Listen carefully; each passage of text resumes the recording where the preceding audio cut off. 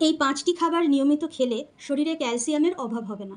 আপনার যদি ঘাড়ে ব্যথা, পিঠে ব্যথা বা হাঁটু ব্যথা হয়, অথবা আপনার প্রচণ্ড দুর্বল লাগছে, মেজাজ খিটখিটে, ভালো ঘুম হচ্ছে না, এই সব ধরনের সমস্যার কিন্তু একটাই কারণ, আপনার শরীরে ক্যালসিয়ামের ঘাটতি। এছাড়া ক্যালসিয়ামের অভাবে আমাদের হাড় ক্ষয় হয়ে যায়, কারণ ক্যালসিয়ামের অভাবে হাড়ের ঘনত্ব কমে যায়। যে 5টি খাবার আমি আজকে বলবো, তার প্রথমেই আমি যেটার নাম বলবো সেটি হলো পালং শাক।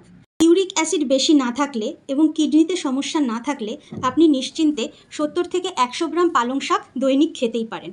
এতে করে আপনার বহুদিনের পুরনো ক্যালসিয়ামের যে ঘাটতি সেটা পূর্ণ হবে। তবে পালং শাক রান্না করার আগে 30 মিনিট জলে ভিজিয়ে রাখুন।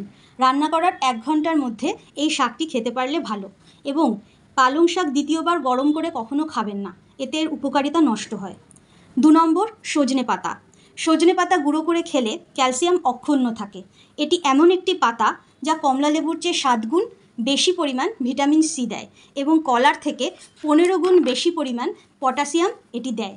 দুধের থেকেও বেশি সজনে পাতায় থাকে ক্যালসিয়াম, ম্যাগনেসিয়াম, পটাশিয়াম এবং জিঙ্ক। এই জন্য সজনে পাতাকে সোর্স অফ এনার্জিও বলা হয়। যে কোনো রকমের ব্যথা, ক্লান্তি, বিষণ্ণতা এটি দূর করে। যাদের কোষ্ঠকাঠিন্যের সমস্যা আছে তারাও সজনে পাতার গুঁড়ো খেতে পারেন। এছাড়াও সজনে পাতার আরও 100 রকমের গুণ আছে আয়ুর্বেদ মতে, সেটি আমি অন্য কোনো ভিডিওয় কখনো আলোচনা করব। 3 নম্বর, তিল। কালো তিলে ক্যালসিয়ামের পরিমাণ সবথেকে বেশি থাকে।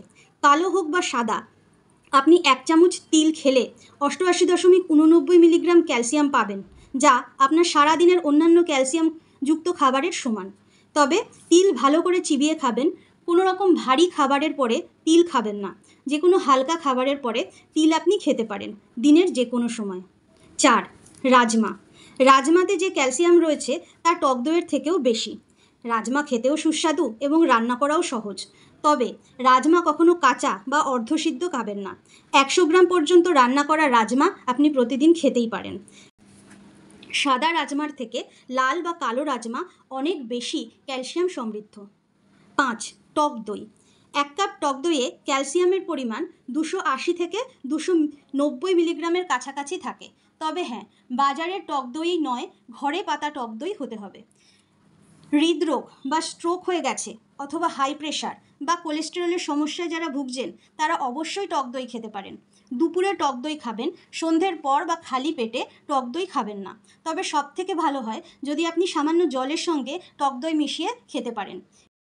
আজ এই পর্যন্তই। যুক্ত থাকুন সুনিরাময়ের সঙ্গে।